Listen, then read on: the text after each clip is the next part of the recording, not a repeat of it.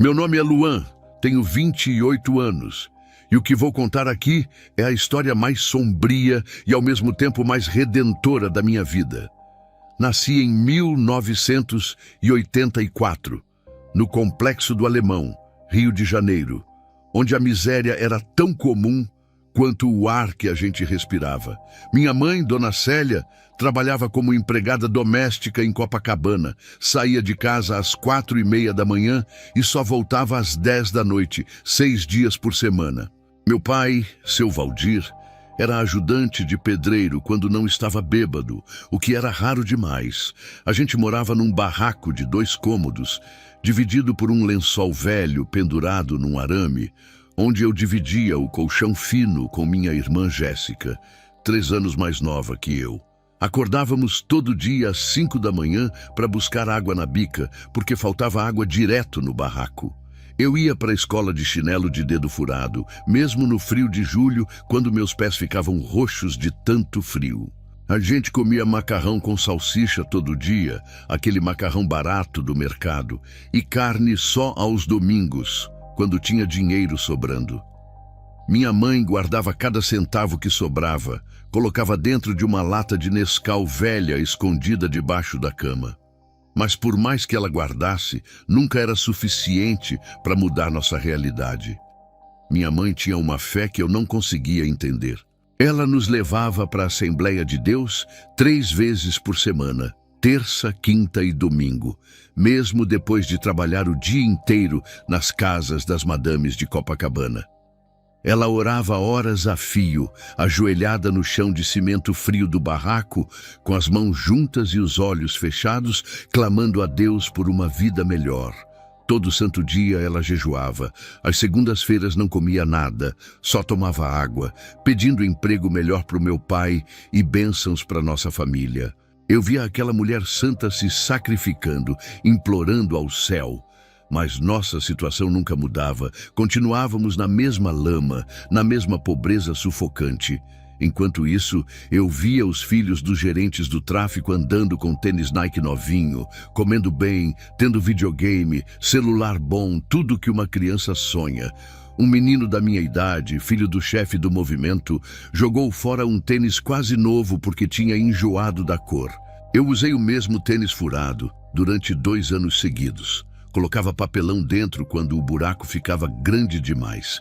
Aquilo começou a plantar uma revolta dentro de mim, uma dúvida cruel sobre esse Deus que minha mãe tanto servia. Se Deus era tão poderoso e amava tanto a gente, por que permitia que vivêssemos daquele jeito? Em 1998, quando eu tinha 14 anos, ganhei uma bolsa integral num colégio particular em Botafogo. Era um projeto social da igreja, para jovens de comunidade com boas notas. No começo, eu achei que era minha salvação, minha porta de saída daquela vida. Mas quando cheguei lá, descobri um mundo completamente diferente do meu. Meus colegas de classe reclamavam do modelo do iPhone que tinham ganhado, dizendo que queriam o mais novo. Eles chegavam de carro com motorista, usavam roupa de marca, almoçavam em restaurante caro todo dia. Eu levava marmita que dividia com a Jéssica, porque não tinha comida suficiente para 2 marmitas completas. A minha roupa era sempre a mesma calça jeans surrada e 2 camisetas que eu alternava durante a semana. Um dia, na hora do intervalo, um menino rico da minha sala jogou fora um lanche inteiro, um sanduíche enorme de frios importados, porque disse que não tinha gostado do sabor. Eu fiquei olhando aquele sanduíche no lixo, com a barriga roncando de fome, porque minha marmita tinha acabado no recreio da manhã. Esperei todo mundo sair do refeitório e peguei o sanduíche do lixo, limpei com a mão e comi ali mesmo, escondido. Mas eu não fui rápido o suficiente. Outro aluno me viu pegando comida do lixo e espalhou para a turma inteira. No dia seguinte, na hora da entrada, todo mundo ficou me olhando e rindo, sussurrando entre eles. Um grupo de meninos começou a me chamar de mendigo, de favelado fedorento, de come-resto. A humilhação foi tão grande que eu quis sumir dali, morrer, deixar de existir.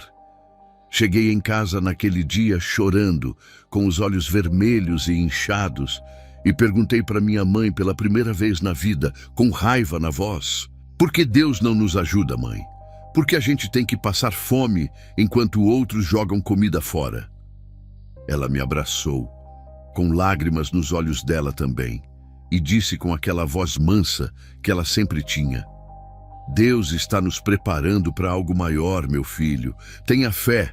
Tudo que a gente passa tem um propósito. Mas naquele momento, aos 14 anos, humilhado e com fome, aquelas palavras não fizeram nenhum sentido para mim. Deus estava nos preparando para quê? Para sofrer mais? Para passar mais fome? A dúvida começou a crescer dentro do meu peito como uma erva daninha que ninguém consegue arrancar. Numa noite de inverno de 1999, não tinha absolutamente nada para comer em casa. Meu pai tinha bebido o dinheiro do bico dele todo e minha mãe só receberia no dia seguinte. A Jéssica, com apenas 8 anos, chorava de fome no colchão, abraçada comigo, dizendo que a barriga dela doía. Minha mãe nos reuniu ali no meio do barraco gelado, segurou nossas mãos pequenas e disse: vamos orar, filhos. Deus vai mandar o pão. Ele nunca nos abandona. Ela orou durante 1 hora inteira, em voz alta, clamando, implorando, pedindo um milagre. Nada aconteceu. A Jéssica acabou dormindo chorando de fome, abraçada comigo debaixo do cobertor fino que mal aquecia a gente. Eu fiquei acordado, olhando para o teto cheio de goteiras, ouvindo os ratos andando pelas vigas de madeira podre. Às 11 horas da noite, uma vizinha, Dona Rosa, bateu na nossa porta. Ela tinha uma marmita na mão, dizendo que tinha sobrado comida do jantar dela e que Deus tinha colocado no coração dela para trazer para a gente. Minha mãe glorificou a Deus ali mesmo, chorando e agradecendo, dizendo que era um milagre, que Deus tinha ouvido nossa oração. Mas eu pensava diferente. Se Deus é tão poderoso assim, por que deixou minha irmã de 8 anos passar fome o dia inteiro? Por que esperou ela chorar de dor na barriga para mandar ajuda? O tio Reinaldo, irmão da minha mãe, era pastor na Assembleia de Deus. Ele dirigia um Corsa, usava terno todo domingo, morava numa casa de alvenaria em Vigário Geral. Tinha televisão, geladeira, tudo que a gente não tinha. Ele visitava a gente de vez em quando, sempre dando conselhos espirituais, citando versículos da Bíblia, falando sobre fé e bênção. Mas ele nunca mesmo ofereceu ajuda financeira real. Um dia eu ouvi ele dizer para minha mãe que a pobreza da nossa família era por falta de fé e porque a gente não dizimava direito. Como a gente ia dizimar se mal tinha o que comer? Aquilo plantou uma revolta silenciosa dentro de mim, uma raiva que ia crescendo devagarinho. Eu comecei a questionar tudo. Comecei a olhar para o céu e não ver mais um pai amoroso, mas sim um Deus distante, surdo, que não se importava com os pobres. A fé da minha mãe parecia cada vez mais inútil, uma ilusão que ela se agarrava para não enlouquecer. Eu ainda ia na igreja por obrigação, para não magoar ela, mas meu coração já estava começando a endurecer. E o pior de tudo é que eu não fazia ideia do abismo que estava começando a se abrir na minha frente. Nem imaginava até onde essa dúvida cruel ia me levar nos próximos anos da minha vida.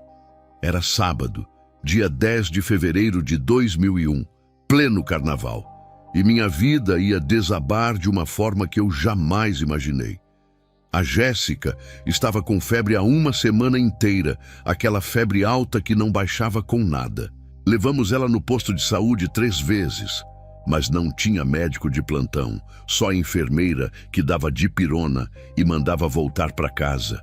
Minha mãe, desesperada, decidiu buscar óleo ungido na igreja, porque ela acreditava de coração que Deus ia curar minha irmã. Eu, com 16 anos, queria levar a Jéssica para o hospital particular, mas a gente não tinha dinheiro nem para passagem de ônibus. Imagina para pagar consulta. Minha mãe saiu para o culto da noite, levando a Bíblia dela debaixo do braço como sempre fazia, dizendo que ia voltar com a bênção da cura. Eram 10 horas da noite, quando ela voltava pela viela principal do Alemão. Eu estava esperando ela na porta do barraco, ansioso, porque a Jéssica tinha piorado e estava delirando de febre.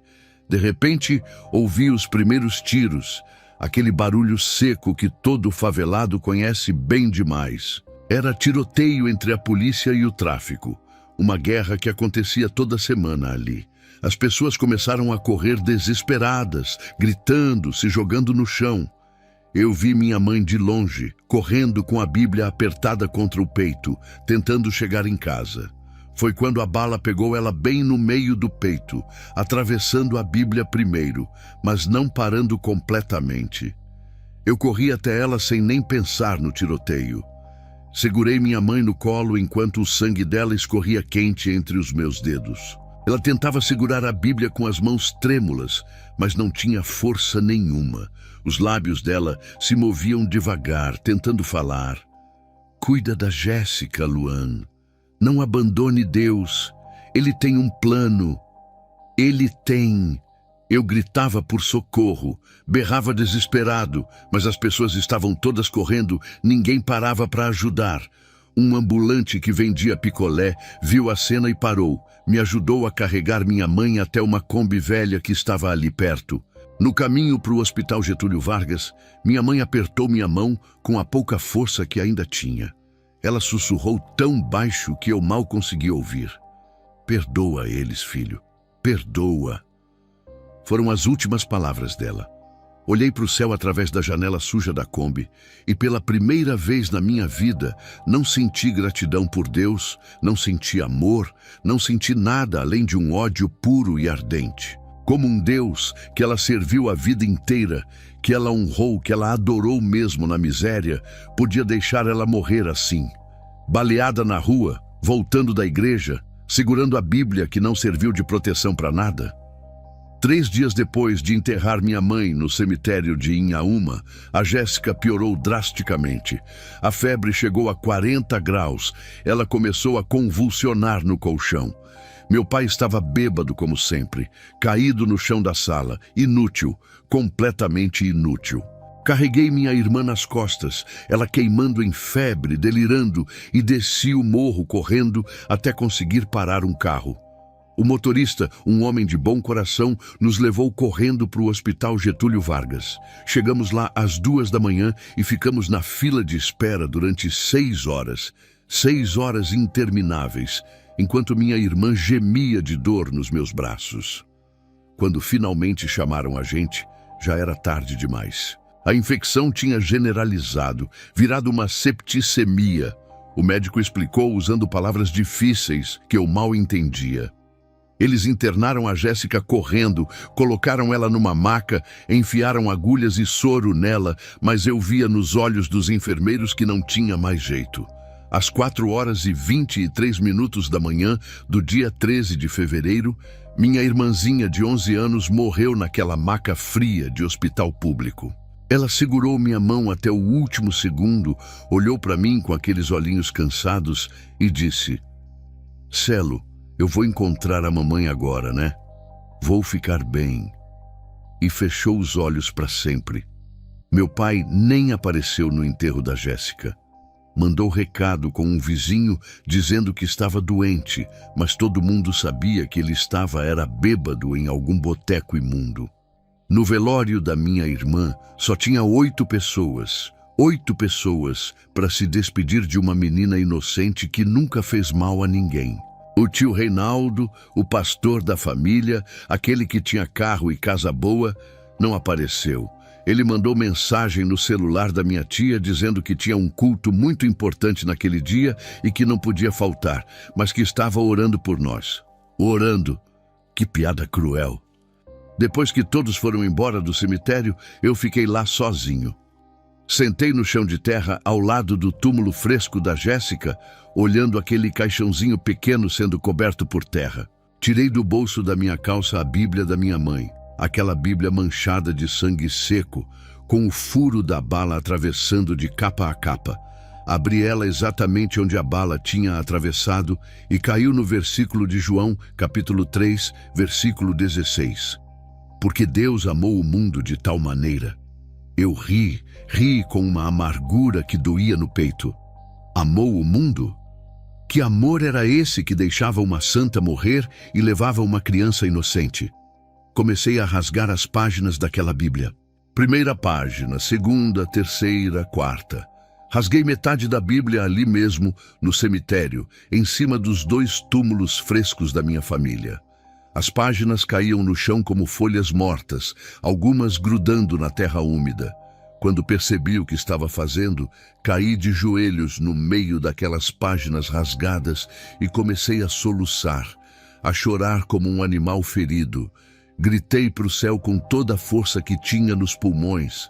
Que Deus é esse que deixa uma santa morrer e leva uma criança inocente? Se você existe, eu te odeio. Eu te odeio com todas as forças da minha alma. Naquele momento, senti algo muito estranho acontecer dentro de mim. Era como se uma porta que sempre esteve fechada tivesse se aberto com violência, uma porta que eu nem sabia que existia. Um vazio frio, gelado, tomou conta do meu peito, como se algo tivesse entrado ali e expulsado tudo que tinha de bom.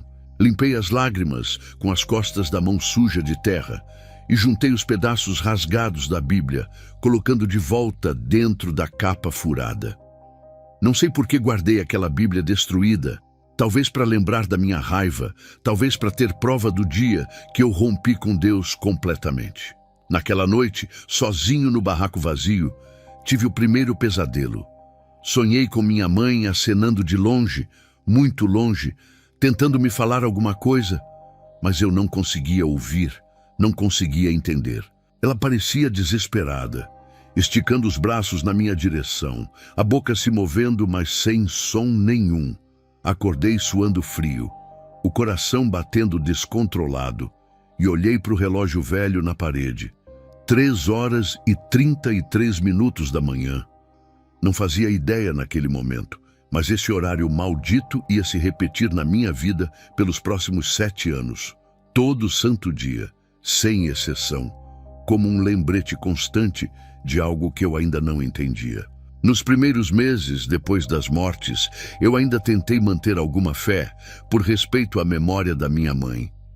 Ia na igreja aos domingos, sentava no último banco, tentava ouvir as pregações, mas era doloroso demais. As pessoas vinham até mim dizendo coisas como: "Sua mãe está com Jesus agora, ela está em um lugar melhor. Tudo tem um propósito de Deus." Eu queria gritar na cara de cada uma delas, perguntar que propósito era esse de deixar uma mulher santa morrer baleada e uma criança morrer por falta de atendimento médico. Um domingo, no começo de 2002, o pregador começou a falar sobre Jó, sobre como Deus permite sofrimento para testar nossa fé e nos fortalecer. Foi minha gota d'água. Levantei no meio do culto, com todo mundo olhando, e saí daquela igreja. Nunca mais voltei. Passava em frente daquele prédio todo dia. Via as pessoas entrando e saindo, ouvindo os louvores altos, mas meus pés não entravam mais ali. Era como se uma barreira invisível me impedisse, ou talvez fosse meu próprio coração endurecido que se recusava a pisar naquele lugar de novo. O tio Reinaldo me ligou algumas semanas depois, com aquela voz de pastor cheio de si, dizendo que eu estava desviado dos caminhos do Senhor e que precisava voltar urgente para a igreja. Desliguei o telefone na cara dele e bloqueei o número. Abandonei a escola no primeiro ano do ensino médio, não tinha mais cabeça para estudar nem dinheiro para me manter lá. Precisava trabalhar urgente porque as contas não paravam de chegar. Consegui um emprego como empacotador no supermercado Extra da Penha, ganhando R$ 250 por mês. Uma miséria que mal pagava o aluguel do barraco.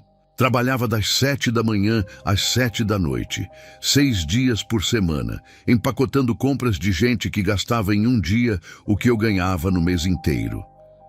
Via as madames reclamando do preço do salmão importado, enquanto eu almoçava pão com mortadela todo dia. Depois de 6 meses no mercado, consegui um trabalho como ajudante de pedreiro que pagava um pouco melhor, R$ 400 por mês. carregava massa de cimento, tijolo, areia, tudo no sol de 40 graus do Rio de Janeiro. Voltava para casa com as costas destruídas, os braços doendo, os pés inchados, mal conseguindo tomar banho de tão cansado. Meu pai continuava bebendo tudo que ganhava, quando ganhava alguma coisa, e eu tinha que sustentar a casa sozinho. Ia dormir com fome várias noites, acordava com fome, vivia com fome, e aquela raiva de Deus só crescia dentro de mim como um câncer. Em agosto de 2002, conheci Valéria no ônibus 474 que ia para o centro. Ela estudava Direito na UERJ. Morava na Tijuca, num apartamento de classe média. Era bonita, cheirosa, usava roupas bonitas, representava tudo que eu nunca ia poder ter. A gente começou a conversar e, para minha surpresa, ela se interessou por mim. Ficamos ali mesmo no ônibus, trocamos telefone e começamos a nos ver escondido. Eu mentia sobre onde morava, dizia que era de Madureira, num bairro melhor, porque sabia que se ela descobrisse a verdade, ia me deixar na hora. Durante 3 meses, encontrei com a Valéria em lugares neutros, sempre gastando o pouco dinheiro que tinha para impressionar ela. Usava sempre a mesma camisa social que eu tinha comprado no camelô.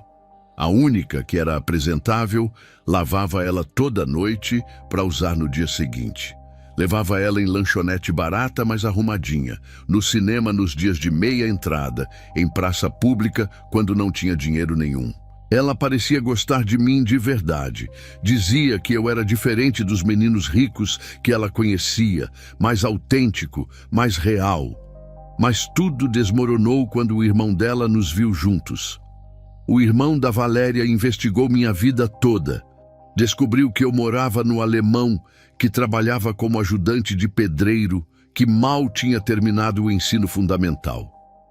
Em novembro de 2002, ela marcou um encontro comigo numa praça, e eu vi nos olhos dela que algo estava errado. Ela começou a chorar, antes mesmo de falar.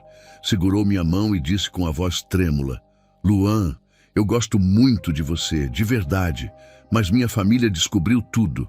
Eles não aceitam. Dizem que você não é do nosso nível, que não tem futuro. Você entende, né? É muito diferente."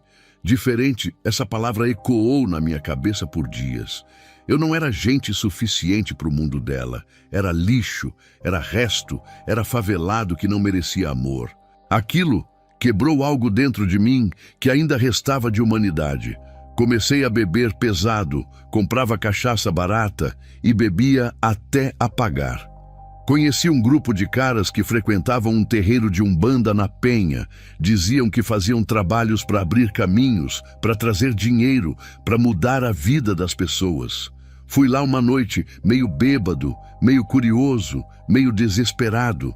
Mãe Jurema, a chefe do terreiro, uma senhora gorda de uns 60 anos, pegou minha mão e ficou olhando para as linhas da palma por uns minutos. Ela levantou a cabeça e me olhou com uma seriedade que me assustou. Mãe Jurema disse com voz grave: "Você carrega muita dor, menino, muita revolta, muito ódio. Isso atrai entidades pesadas, espíritos que se alimentam de sentimentos ruins. Eu tô vendo sua mãe aqui do meu lado. No plano espiritual, ela tá tentando te proteger, mas você fechou o coração para ela. Cuidado, Luan. Quando a gente fecha a porta para o lado da luz, a gente abre para o lado da sombra sem perceber." Essas palavras me arrepiaram, mas eu estava tão cheio de raiva que não dei ouvidos. Fiz vários trabalhos ali, paguei o pouco dinheiro que tinha, acendi velas, fiz oferendas, tudo para abrir caminhos financeiros. Nada funcionou, absolutamente nada, e minha frustração só aumentava. Meu melhor amigo desde criança era o Beto. A gente cresceu junto, jogava bola na mesma laje, dividia sonhos de menino, falava sobre o futuro. Mas em 2002, o Beto começou a trabalhar como olheiro do tráfico, ganhando R$ 500 por semana, mais dinheiro do que eu via em 2 meses de trabalho honesto. Ele tentou me recrutar várias vezes, dizia que eu era burro de ficar matando o corpo por uma miséria. mas ainda tinha um resquício da educação da minha mãe que me segurava. Não entra nessa, Beto. Isso não acaba bem. Ele ria da minha cara. Você vai morrer pobre e honesto, Luan. Eu prefiro viver bem, mesmo que seja pouco tempo. Em março de 2003, o Beto foi executado numa guerra entre facções rivais. Eu estava com ele naquele dia, voltando da padaria, quando fomos abordados por 3 caras encapuzados na Rua 2. O Beto reconheceu eles na hora, tentou correr, mas não teve chance. Levou 7 tiros nas costas, caiu no chão como um boneco de pano. Eu me joguei no chão, fingi que estava morto, fechei os olhos e rezei. Não, eu não rezei, porque não acreditava mais em Deus. Eu só esperei eles irem embora. Quando os tiros pararam e o silêncio voltou, rastejei até o corpo do meu irmão. O Beto ainda estava vivo, mas agonizando, o sangue saindo pela boca, formando uma poça vermelha no asfalto. Ele tentou falar, a voz saindo fraca e engasgada. Não entra. Nessa vida, Luan.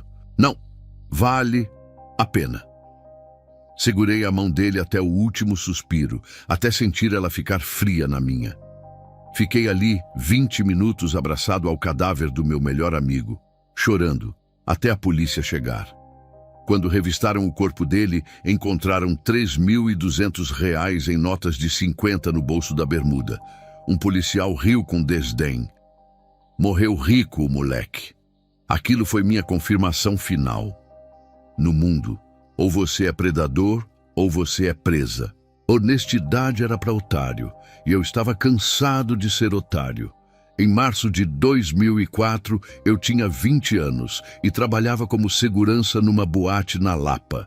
Ganhava R$600 por mês e estava devendo 800 de aluguel, prestes a ser despejado do barraco. Meu pai tinha tido um AVC e estava internado no hospital público e a conta já passava de R$3.000. Eu estava desesperado, sem ver saída, pensando em fazer qualquer coisa para conseguir dinheiro rápido. Foi quando comecei a notar coisas muito estranhas acontecendo ao meu redor. Um BMW preto começou a estacionar em frente à boate toda noite, sempre no mesmo horário, às 11 horas em ponto. O carro ficava ali parado por meia hora e depois ia embora, sem ninguém descer. Achei estranho no começo, mas logo esqueci. Tinha problemas demais para me preocupar com carro de rico. Só que daí começaram a acontecer coisas mais bizarras.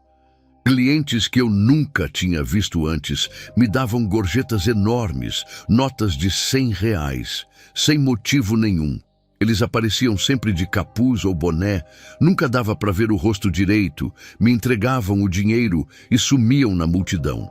Uma noite, quando fui trocar de roupa no vestiário, encontrei um envelope grosso no bolso do meu uniforme.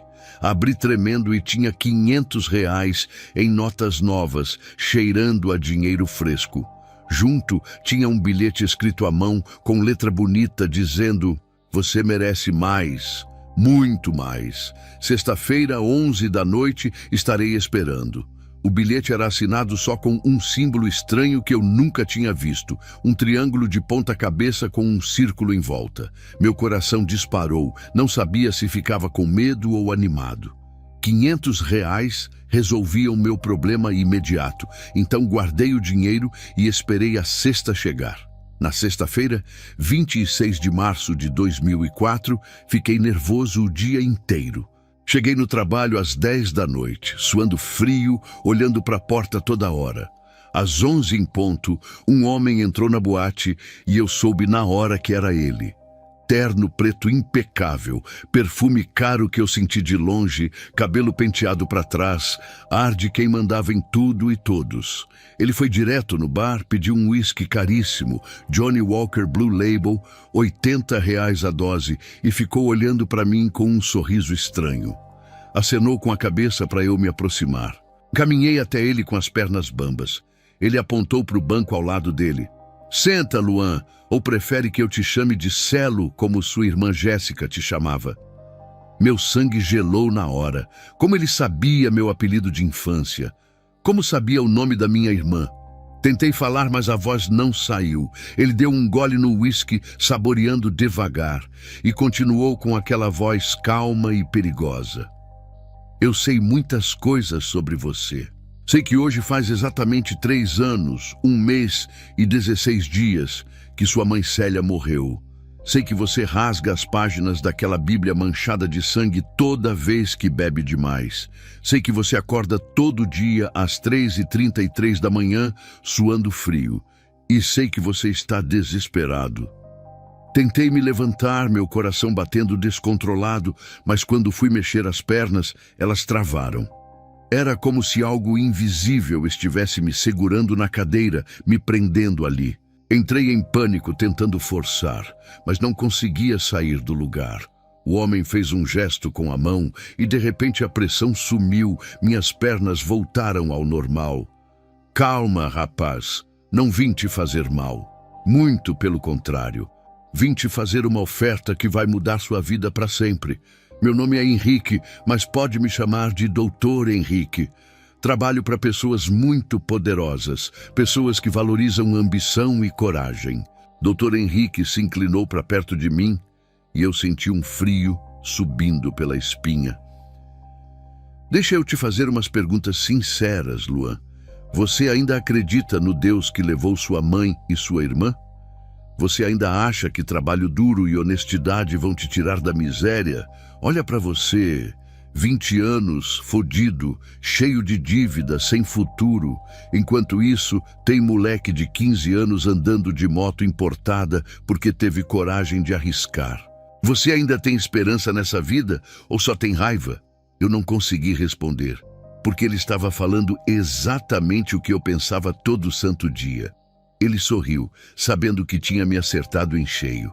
Perguntei com a voz trêmula: por que eu? Por que você está me oferecendo isso? Ele encostou no banco, cruzou as pernas. Porque você tem algo raro, Luan. Raiva pura, sem remorso, sem culpa. Você já rompeu com Deus, já blasfemou, já destruiu a Escritura Sagrada. A porta já está entreaberta, só precisa de um empurrãozinho. E mais importante, você foi marcado naquela noite no cemitério de Inhaúma, quando amaldiçoou o nome divino em cima de 2 túmulos frescos. Aquele grito de ódio não foi ouvido só lá em cima, foi ouvido embaixo também. E embaixo a gente responde quem nos chama. Levantei de uma vez, conseguindo dessa vez meu corpo tremendo inteiro. Você é louco, isso é papo de doido, vou embora. Ele não tentou me impedir, só pegou um envelope na mesa e estendeu para mim. Vai então, mas leva isso. Dentro tem R$5.000 em dinheiro, um cartão com meu número e um endereço. Você tem 30 dias para decidir. Se nesse tempo você ainda estiver na mesma merda, e você vai estar, me liga. A oferta tem prazo de validade, Luan. Depois expira. Peguei o envelope com a mão tremendo e saí dali quase correndo, com o coração explodindo no peito. Passei a noite inteira acordado olhando para os R$5.000. Aquilo pagava todas as minhas dívidas e ainda sobrava. Como ele sabia tudo sobre mim. Como me prendeu na cadeira sem encostar em mim. Seria loucura minha?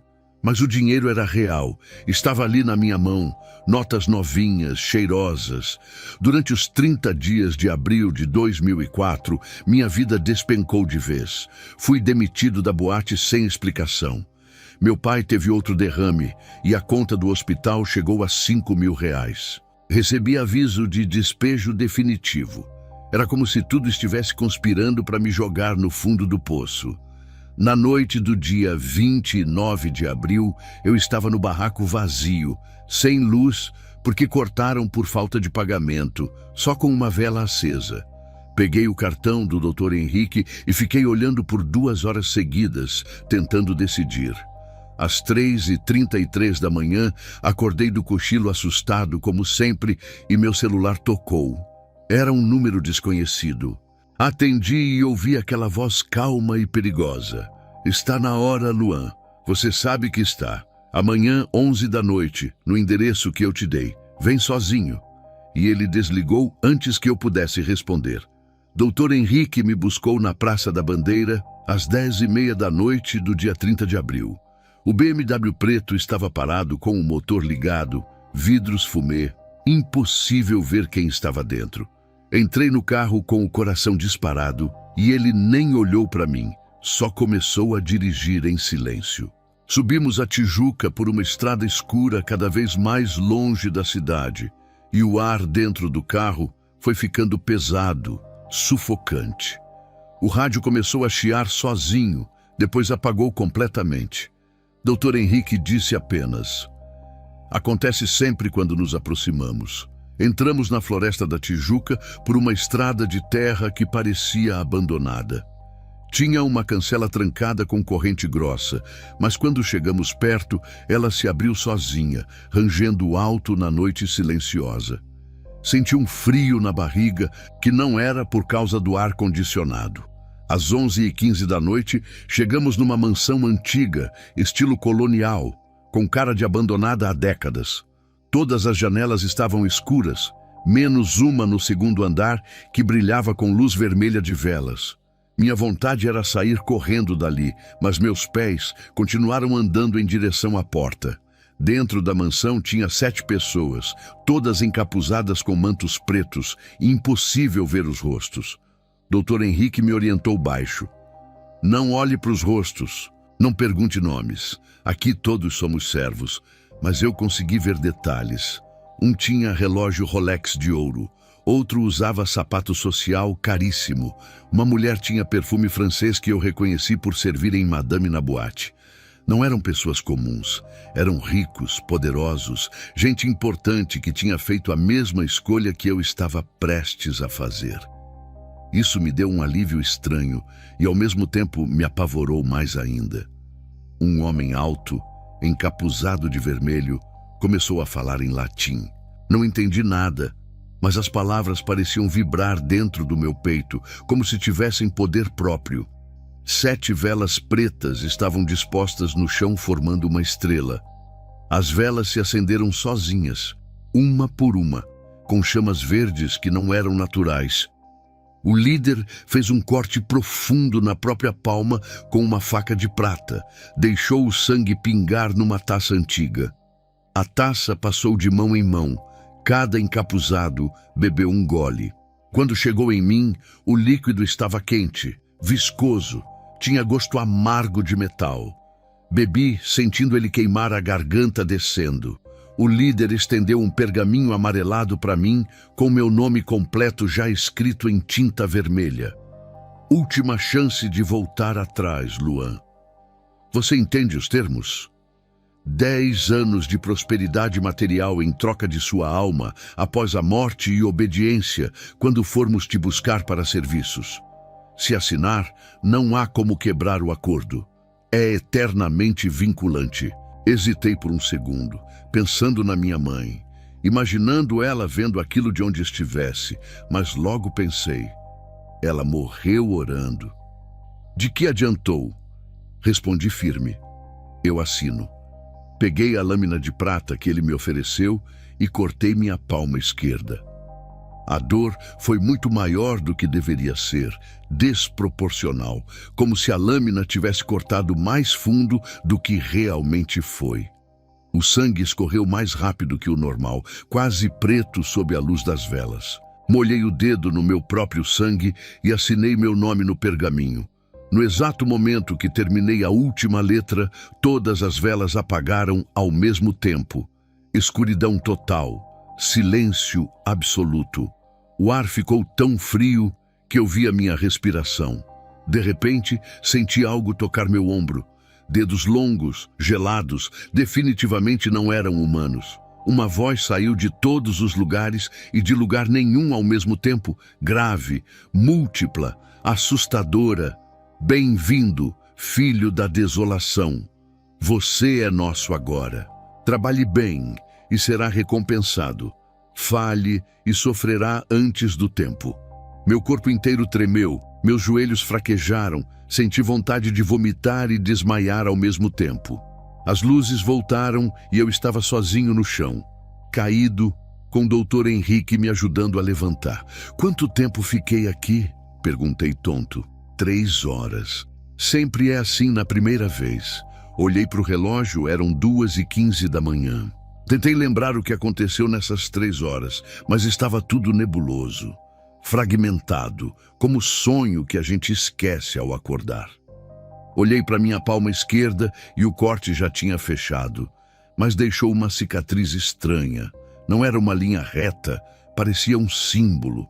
Dr. Henrique viu eu olhando, é a marca, todos nós temos, significa que você pertence a eles agora. No caminho de volta, dentro do BMW, vomitei 2 vezes pela janela. Tinha gosto de enxofre na boca, um cheiro horrível que não saía. Dr. Henrique me deixou na Praça da Bandeira às 4 da manhã e disse antes de eu descer: a partir de segunda-feira, sua vida vai mudar completamente. Oportunidades vão surgir do nada. Dinheiro vai fluir, mas lembre-se sempre, você tem uma dívida a pagar. Quando formos te chamar para um serviço, você obedece sem questionar. Entendido? Balancei a cabeça, ainda tonto, ainda com náusea. Cheguei no barraco quando o sol estava nascendo. Fui direto para o banheiro e olhei no espelho. Meus olhos estavam diferentes, mais escuros, mais fundos, como se algo tivesse mudado por dentro. A cicatriz na palma pulsava levemente, dava para sentir. Tentei dormir, mas não consegui. Às 3h33 da manhã, mesmo tendo dormido só 30 minutos, acordei assustado com um pesadelo. Eu estava num salão enorme, todo preto, com tronos vazios me observando. Uma voz ecoou: você pediu, nós concedemos. Agora trabalhe. Acordei suando, com a palma da mão queimando como fogo. Segunda-feira, 14 de junho de 2004, acordei às 11 da manhã. Pela primeira vez em anos, não precisei acordar cedo para trabalhar. Meu celular tinha 3 ligações perdidas de um número desconhecido. Retornei ainda meio grogue e uma voz disse: Luan, meu nome é Paulo Sérgio, dono da concessionária Mega Autos em Bom Sucesso. Um amigo em comum me passou seu contato. Preciso urgente de um gerente de vendas. Pode vir hoje às 2 da tarde? Eu nem tinha experiência na área, nem currículo preparado, mas disse que sim. Cheguei lá de ônibus, com a mesma roupa que usava para trabalhar de segurança. Paulo Sérgio era um homem de uns 50 anos, bem vestido, olhou fundo nos meus olhos por uns 10 segundos. Sentiu algo, eu vi que ele sentiu, porque ele piscou confuso e disse: você tem algo diferente, rapaz. Não sei explicar, mas você passa confiança. Quando pode começar? Amanhã, eu respondi sem acreditar. Ele escreveu num papel: R$ 3.500 por mês, mais comissões de 5% sobre cada venda. Assinei na hora, com a mão ainda tremendo de nervosismo. Nos primeiros 3 meses na concessionária, descobri que eu tinha um poder estranho. Quando olhava nos olhos dos clientes e realmente queria que eles comprassem, eles compravam. Uma senhora entrou só para dar uma olhada. Saiu com um Civic à vista, R$ 55 mil, dizendo: não sei porquê, mas eu confio em você. Um empresário comprou 2 carros para a empresa dele na mesma hora, dizendo que eu tinha um magnetismo especial. No 3º mês, minhas comissões chegaram a R$ 12 mil. Eu, que ganhava 600 por mês como segurança. Em novembro de 2004, Dr. Henrique apareceu na concessionária sem avisar. Me chamou para conversar em particular no estacionamento e entregou uma pasta. Chegou a hora de retribuir o favor, Luan. Dentro tem informações sobre Cláudio Mendes, empresário que vai comprar 15 carros para a frota dele. Você vai convencer ele e instalar estes rastreadores GPS especiais em cada veículo. Não pergunte para quê, só faça. Aquilo era claramente ilegal, eu sabia, mas a voz dele não deixava espaço para recusa. Você assinou um contrato de sangue. Cumpra sua parte. Fiz o que ele mandou. Convenci o Cláudio Mendes, instalei os rastreadores escondidos. Uma semana depois, li no jornal: empresário Cláudio Mendes, sequestrado e morto. Polícia investiga como criminosos sabiam localização exata. Vomitei quando li aquilo. Percebi que tinha sangue nas minhas mãos agora, que tinha ajudado a matar um homem. Mas era tarde demais para voltar atrás. Eu já tinha escolhido meu lado.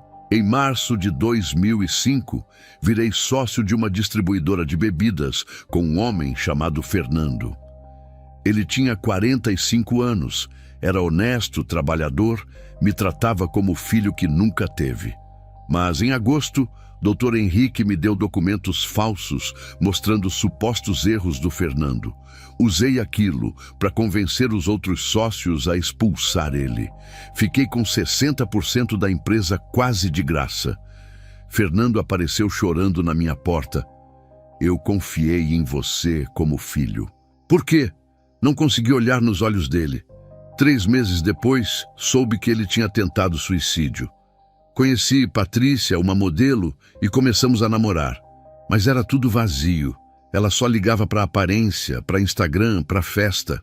Eu me sentia sozinho mesmo acompanhado. Camila, uma recepcionista da distribuidora, engravidou de mim em dezembro de 2005. Ela era evangélica, queria ter o bebê. Ameacei destruir ela se não abortasse. Pressionei até ela ceder. Ela quase morreu na clínica clandestina. Demiti ela depois. Naquela noite, sonhei com um bebê sendo arrastado para as sombras. Acordei gritando às 3h33. Final de 2005, eu parecia ter 30 anos com 22. Olheiras fundas, pele pálida, olhar morto. Tomava Rivotril todo dia. Bebia uísque toda noite. Usava cocaína nos fins de semana.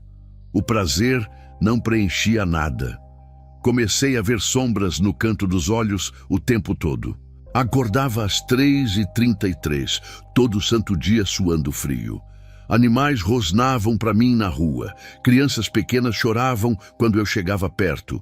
Uma no elevador gritou: "Mamãe, o moço tem um homem preto atrás dele." Gelei quando ouvi aquilo. Janeiro de 2007, completei 23 anos. Tinha apartamento de 3 quartos em Botafogo que custou 450 mil. BMW 320 preto. 3 empresas no meu nome. 180 mil reais na conta. Aluguei camarote no Barreto Londra, em Ipanema, para comemorar. 80 pessoas apareceram. A maioria eu nem conhecia direito. Patrícia postou foto no Orkut escrevendo "meu príncipe", cheio de comentário invejoso. Mas sentado naquele sofá VIP com garrafa de uísque de 600 reais, eu me senti completamente vazio. Em março, comecei a ter certeza que estava sendo seguido. Via o mesmo carro prata em lugares diferentes. Sentia olhares nas costas. Achei que eram bandidos planejando me sequestrar. Contratei segurança particular, coloquei câmera em todo canto do apartamento, dormia com faca debaixo do travesseiro. Patrícia achava que eu estava louco. Uma noite, revendo as gravações, vi algo às 3h33 da manhã. Uma sombra alta, sem forma definida, atravessou a sala e passou direto pela parede. Deletei o vídeo tremendo. Maio de 2007, o Rivotril não fazia mais efeito. Comecei a misturar com álcool, mesmo o médico avisando que podia me matar. A cocaína, que era fim de semana, virou todo dia. Gastava 500 reais por semana só com droga. Uma noite tive uma crise horrível. Achei que tinha demônio na sala rindo de mim. Patrícia me achou encolhido no banheiro gritando: "Eles vão me levar, eles vão me levar." Chamou um médico amigo dela que disse que eu tive surto psicótico por causa das drogas. Junho, Patrícia não aguentou mais. Disse que eu tinha mudado, que estava doente, que precisava de ajuda.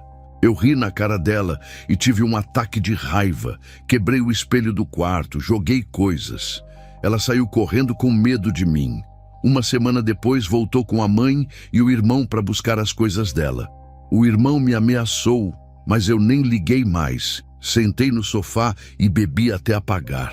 25 de julho de 2007, olhei para o apartamento de luxo e senti nojo de tudo. Vendi minha alma por isso, por essa prisão dourada cheia de coisa cara e vazia.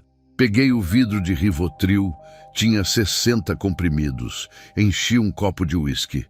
Comecei a tomar os comprimidos um por um, decidido a terminar com aquilo. No 15º comprimido, a empregada Dona Neuza chegou e me viu. Ela gritou desesperada, ligou para o SAMU correndo, me levaram para o hospital, fizeram lavagem estomacal, sobrevivi por pouco. Dona Neuza, que era evangélica, ficou do meu lado chorando e orando. Dizia que Deus não queria eu morto, que Ele queria me curado. Quando voltei para casa, ela se ofereceu para ficar uns dias cuidando de mim. Aceitei porque não tinha mais ninguém. Ela cozinhava, limpava e orava baixinho no quarto dela. Um dia gritei com ela: "Para de rezar nessa casa, Deus não existe." Ela respondeu firme: "Existe sim, e Ele está lutando por você." Naquela noite chorei de verdade pela primeira vez em anos, mas logo ouvi aquela voz na minha cabeça: "Muito tarde, você é nosso." Agosto de 2007, 3h33 da manhã, acordei com barulho de passos pesados no corredor. Me levantei assustado, o corredor estava escuro. Acendi a luz do celular e vi uma figura no fim do corredor. Alta, magra, sem rosto, só sombra pura. Comecei a gritar. A figura veio caminhando devagar na minha direção, os passos ecoando. Corri para o quarto e tranquei a porta. Batidas fortes começaram. Bum, bum, bum. Durou 5 minutos que pareceram horas. Quando parou e abri a porta de manhã, tinha algo escrito no espelho do corredor com dedo: 3 anos.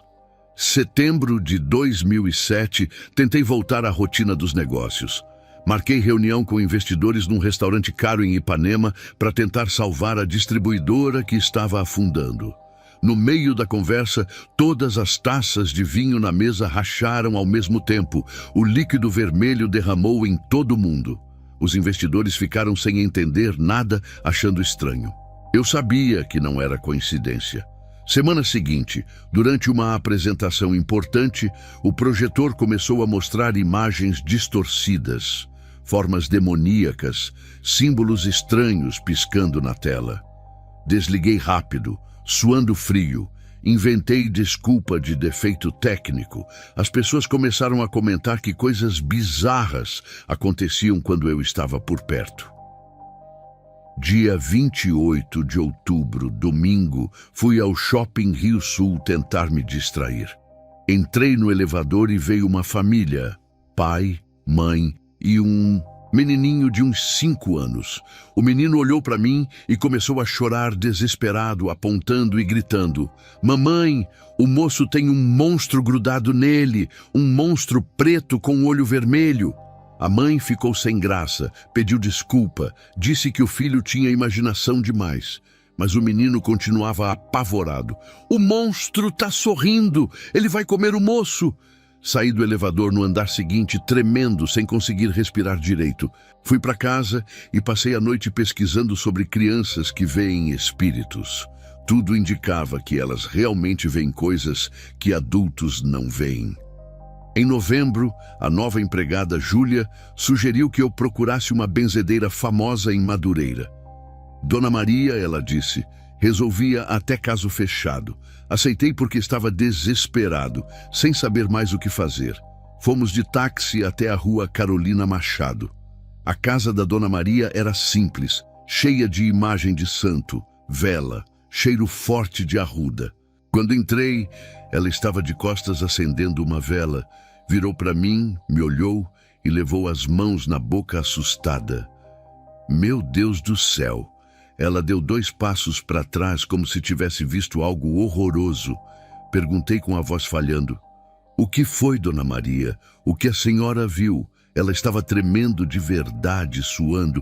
"Filho, você tem 7 correntes pretas enroladas no seu corpo e tem uma coisa enorme, muito grande, parada atrás de você. Não é daqui, não é deste mundo. O que você fez, menino? Que pacto você assinou?"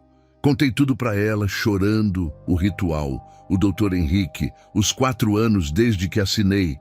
Ela começou a chorar também. "Isso é muito acima de mim. Não é encosto comum, não é Exu, não é nada que eu conheço. É alta hierarquia das trevas. Se eu mexer com isso, eles vêm buscar eu também. Me perdoa, mas eu não posso te ajudar. Implorei de joelhos, mas ela me botou para fora com medo.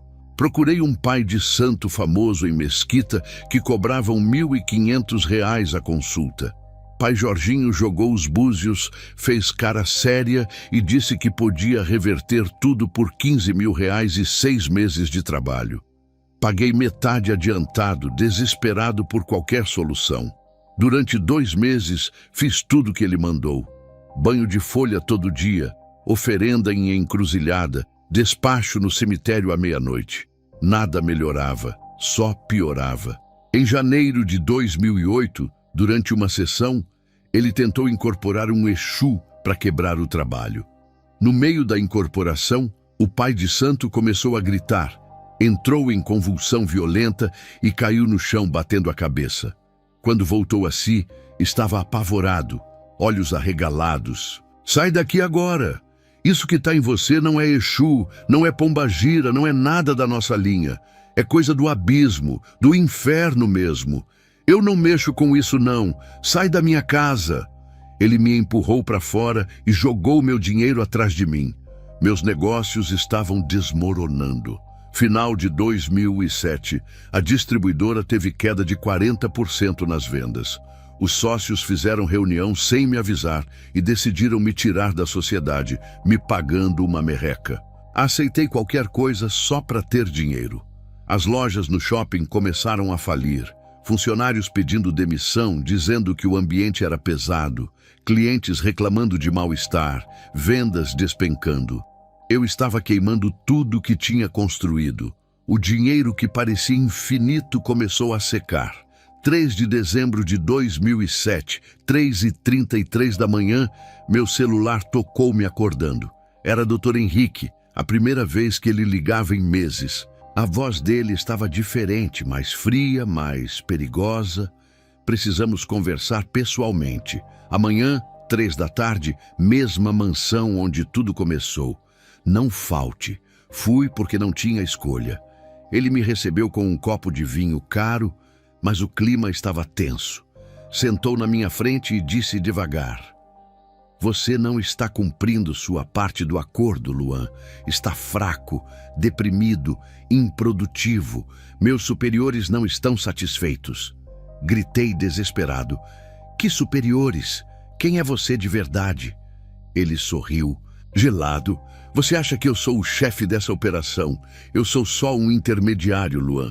Existem hierarquias, níveis que você nem imagina. E o chefe lá embaixo quer resultados." Implorei chorando: "Eu não aguento mais isso. Quero sair. Quero cancelar o pacto." Dr. Henrique riu, mas era uma risada sem humor nenhum. "Sair?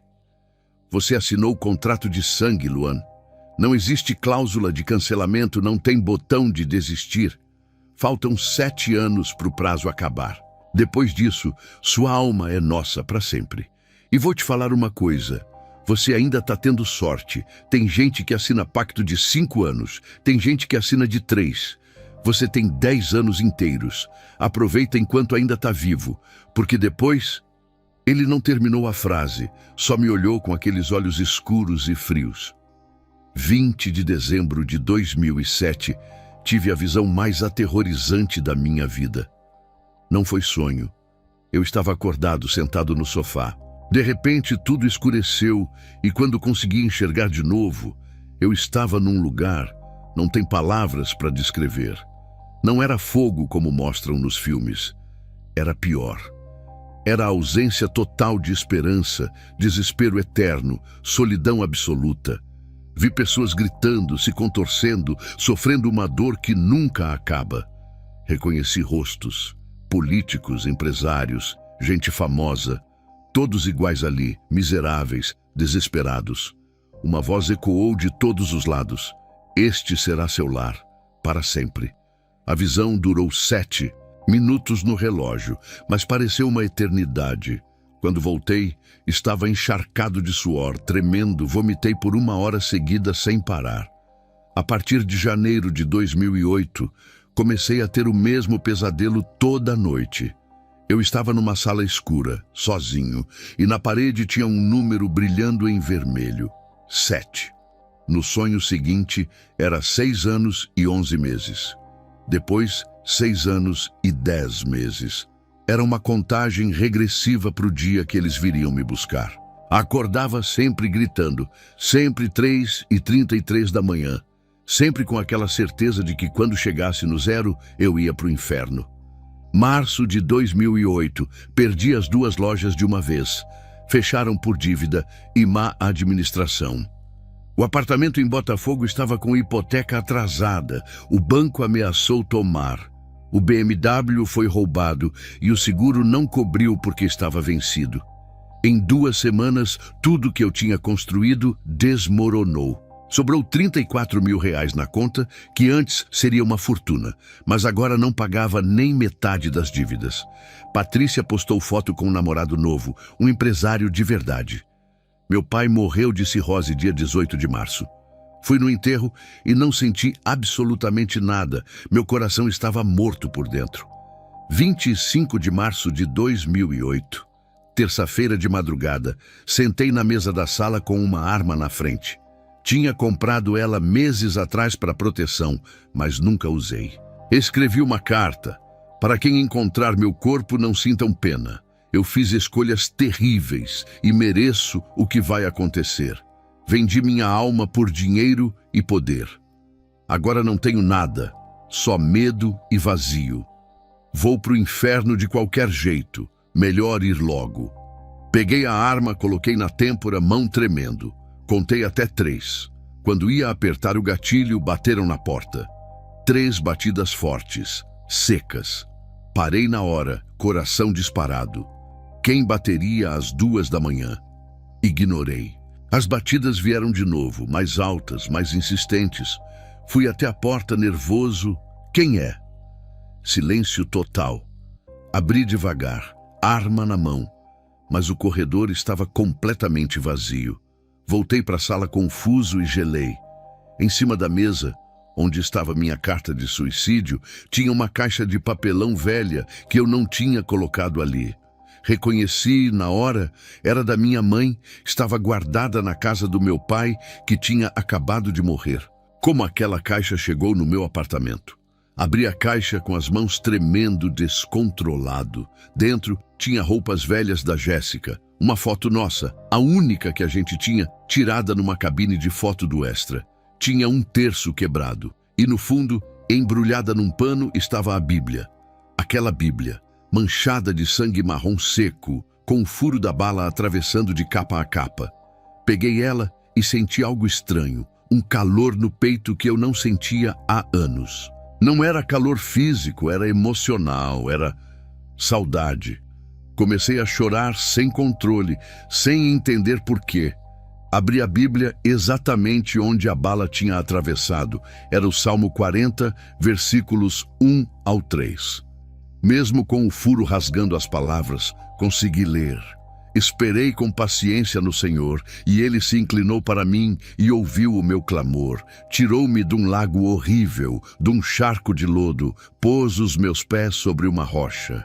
Caí de joelhos ali no chão da sala, segurando aquela Bíblia ensanguentada, e pela primeira vez em 7 anos, orei. Não foi oração bonita de igreja, foi um grito desesperado. Deus, se você existe, se ainda se importa comigo, me ajuda, eu não aguento mais. No exato momento que gritei aquilo, senti algo violento reagindo dentro de mim. Uma náusea horrível subiu, dor no peito como se alguém tivesse socando por dentro. A voz que me acompanhava há anos gritou com ódio. Você é nosso, você assinou com sangue, não pode voltar atrás. Gritei mais alto ainda, eu quero sair disso, eu quero Jesus. Objetos começaram a cair sozinhos das prateleiras. A luz piscou. Vi sombras se movendo nas paredes, formas sem rosto me cercando. Senti mãos invisíveis tentando me puxar. Me agarrei na Bíblia da minha mãe e gritei: em nome de Jesus, saiam daqui. De repente, uma presença completamente diferente encheu a sala. Era oposta ao frio que eu sempre sentia. Era quente, acolhedora, poderosa. A sala ficou clara, não com luz física, mas com algo espiritual que eu não sei explicar. As sombras fugiram gritando. O peso no meu peito aliviou. O ar voltou a entrar nos meus pulmões. Caí no chão exausto e apaguei. Acordei às 11 da manhã do dia 26 de março. Tinha dormido profundamente pela primeira vez em anos. E pela primeira vez em 4 anos, não acordei às 3h33 da manhã. A Bíblia da minha mãe estava no chão do meu lado. A arma continuava na mesa, mas agora eu sentia repulsa só de olhar para ela. Saí de casa sem saber para onde ir, só caminhando sem rumo. Passei em frente da igreja de São Sebastião dos Frades Capuchinhos, na rua Radoc Lobo. Tinha passado ali 1000 vezes e nunca entrado. Dessa vez, algo me puxou para dentro. A igreja estava quase vazia, só uma senhora acendendo vela e um padre rezando no altar. Sentei no último banco escondido, sem saber o que fazer ali. O padre terminou a oração e veio caminhando na minha direção. Ele sorriu. Bom dia, filho. Posso ajudar? Não planejava falar nada, mas as palavras saíram sozinhas. Padre, eu vendi minha alma para o diabo. Fiz um pacto de sangue há 4 anos. Eu quero voltar para Deus, mas não sei se consigo. Não sei se Ele ainda me aceita depois de tudo que eu fiz. O padre, que se apresentou como Antônio Carlos, sentou do meu lado e ouviu minha história inteira por 2 horas. Não me interrompeu uma vez, não me julgou, só ouviu.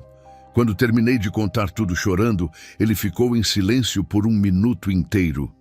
Depois falou com voz firme: Luan, a misericórdia de Deus é infinitamente maior que qualquer pacto humano.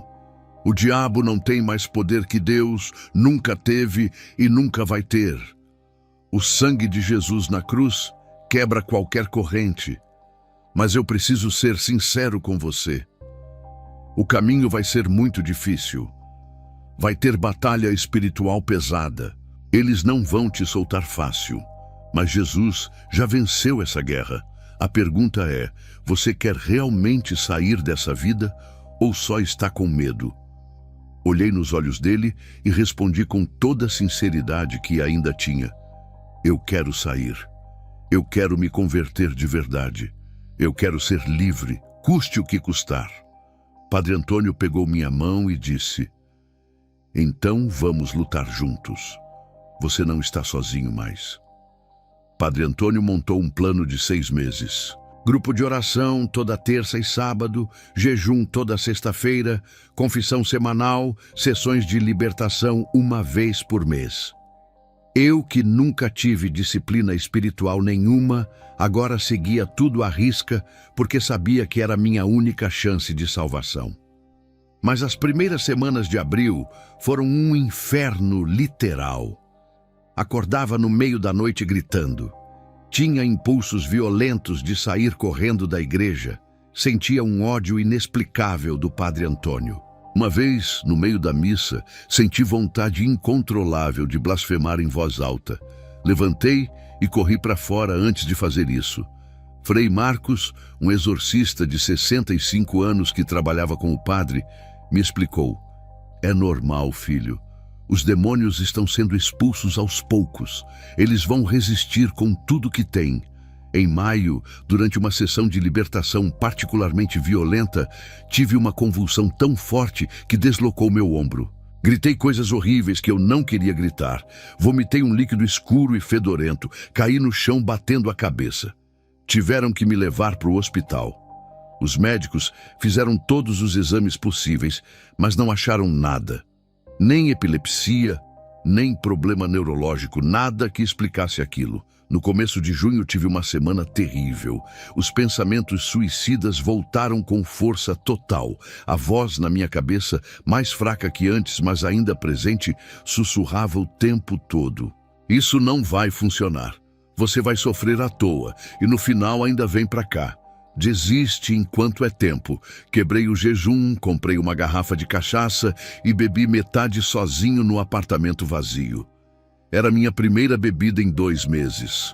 Desmaiou no chão da sala e acordou com o celular tocando.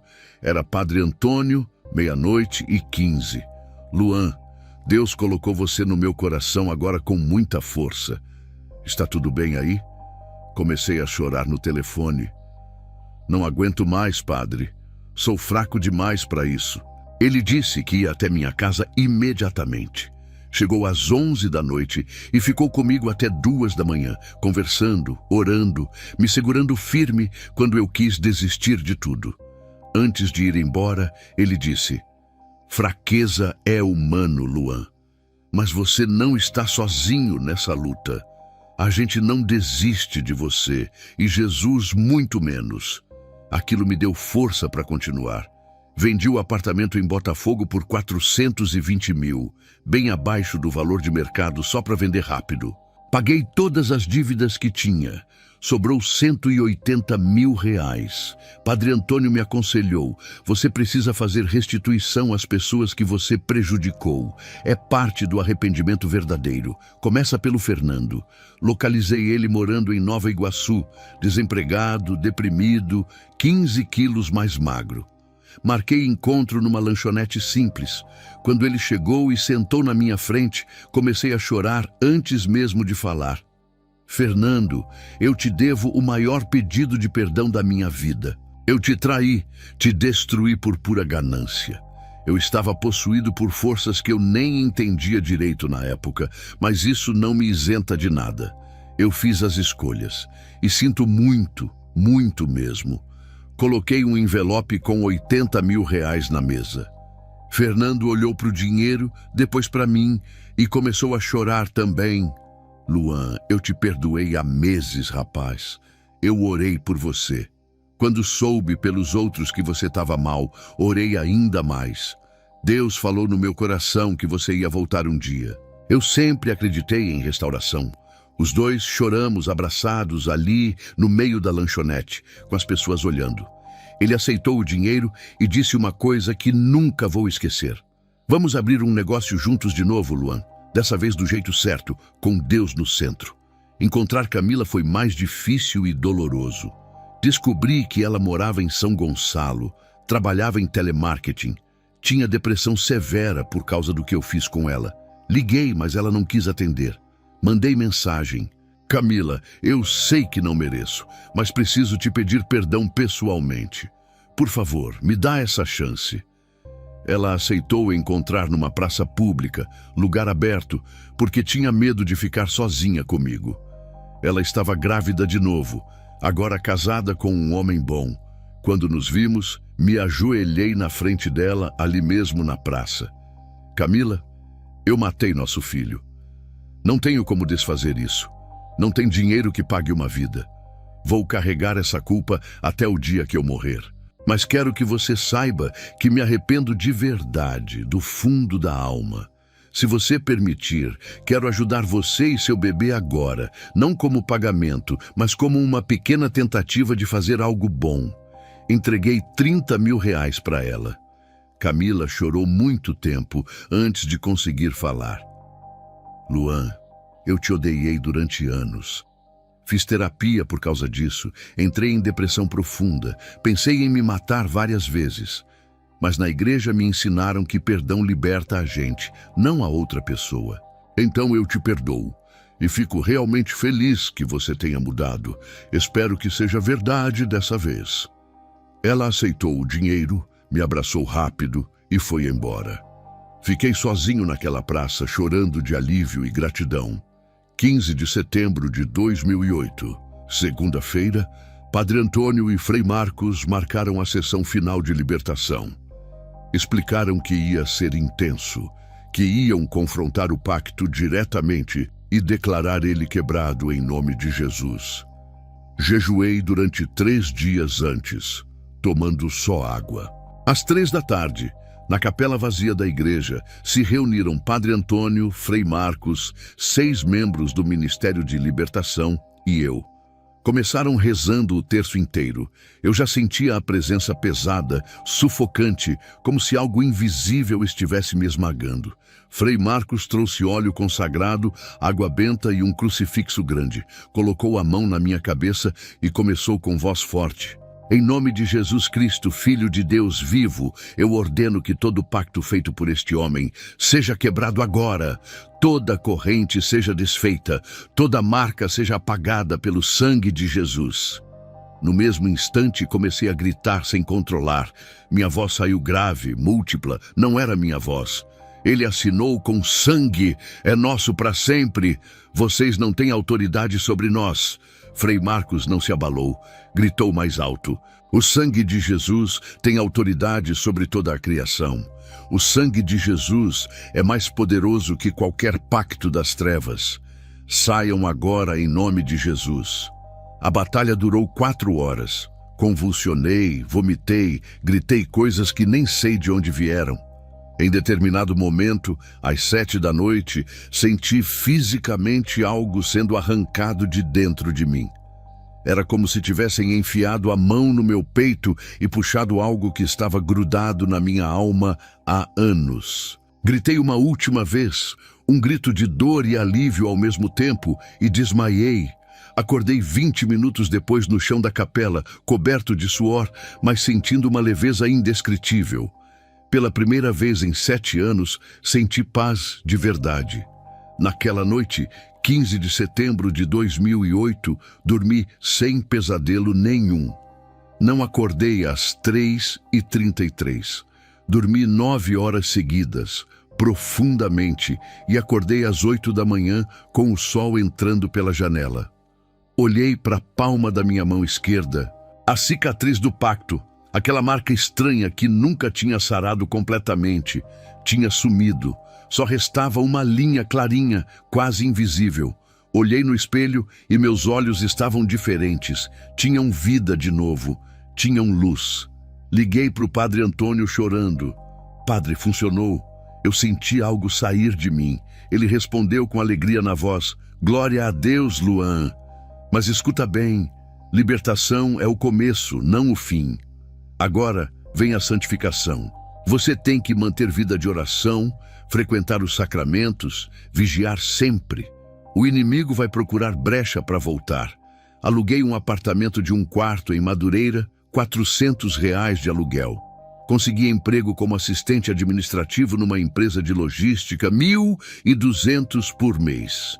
Era salário baixo, vida simples, mas era honesto. Comecei a frequentar a igreja todo dia. Fiz catequese para adultos. Fui crismado em março de 2009. Num retiro espiritual, conheci Fernanda, professora de ensino fundamental, 28 anos, católica devota. Ela sabia da minha história toda porque o padre tinha contado com minha permissão. Ela me disse algo que nunca esqueci. Seu passado não te define, Luan. O que te define é quem você escolhe ser hoje, agora, neste momento. Namoramos 1 ano, casamos em abril de 2010, cerimônia simples com 40 pessoas. Hoje, em 2012, tenho 28 anos. Moro em apartamento de 2 quartos em Bento Ribeiro com a Fernanda e nossa filha de 1 ano, que demos o nome de Célia, em homenagem à minha mãe. Trabalho como coordenador na empresa de logística, ganho 2.800 por mês. A Fernanda dá aula, 1.500. Vivemos simples, mas dignamente, e somos felizes de verdade. Todo sábado dou meu testemunho em igrejas, comunidades, prisões, clínicas de recuperação. Conto minha história sem vergonha, sem esconder nada. Já vi dezenas de pessoas se converterem depois de me ouvirem. Fui convidado para falar num programa de rádio católico. Recebo mensagens toda semana de pessoas desesperadas em situações parecidas e sempre respondo, sempre ajudo, sempre aponto para Jesus. Ainda tenho marcas do passado. A cicatriz na mão dói às vezes, principalmente quando passo perto de lugares com energia pesada. Desenvolvi um discernimento espiritual forte. Consigo sentir presença de espíritos ruins. Acordo de vez em quando às 3h33, mas agora oro em vez de ter medo. Tenho pesadelo raro com aquela época, mas não é mais todo dia. Tenho que vigiar constantemente, manter disciplina de oração. Padre Antônio me alertou.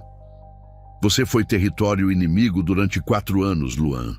Eles não esquecem, mas enquanto você estiver em Jesus, protegido pelo sangue dele, eles não podem te tocar.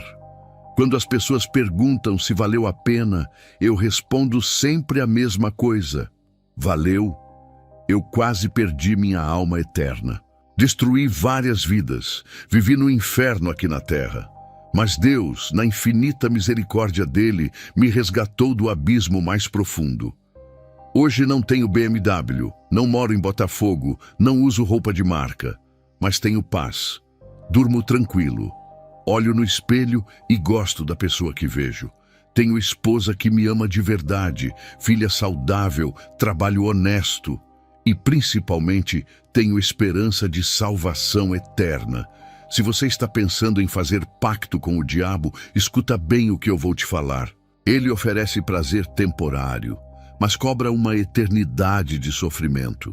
Deus oferece cruz temporária, mas coroa eterna. Eu escolhi o caminho errado e quase não voltei. Você pode escolher o caminho certo desde o começo. E se você já está preso num pacto como eu estava, saiba que Jesus pode te libertar. Não importa o quão fundo você caiu, não importa o que você assinou com sangue. O sangue de Jesus derramado na cruz é mais forte, mais poderoso, mais eterno. Eu sou a prova viva disso. 3 anos depois da minha libertação, em dezembro de 2011, eu estava saindo da missa de domingo, quando vi um BMW preto estacionado em frente à igreja.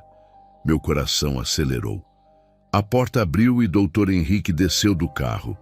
Ele estava visivelmente mais velho, cansado, os olhos fundos. Caminhou até mim devagar. Olhou para mim com uma expressão estranha, mistura de raiva e respeito. Falou baixo. Você conseguiu escapar. Poucos conseguem. Muito poucos. Respondi firme, sem medo dessa vez.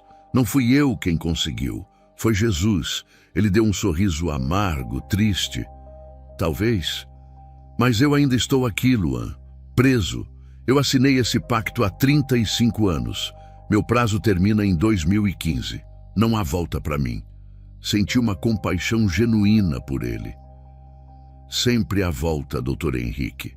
Jesus te aceita se você se arrepender de verdade. Ele balançou a cabeça. Eu fiz coisas que você nem imagina, rapaz. Destruí centenas de vidas. Milhares, talvez. Não há perdão possível para mim. Olhei nos olhos dele e disse, se há perdão para mim, há perdão para você. Ele ficou em silêncio por um momento, depois sussurrou. Você ainda é ingênuo, Luan, mas fico feliz que você tenha conseguido. De verdade. Entrou no carro e foi embora. Foi a última vez que o vi. Oro por ele toda semana até hoje. Não sei se ele se converteu antes do prazo acabar. Mas eu confio que Deus é maior que qualquer trevas e que sua misericórdia alcança até os mais perdidos. Porque se alcançou a mim, pode alcançar qualquer um.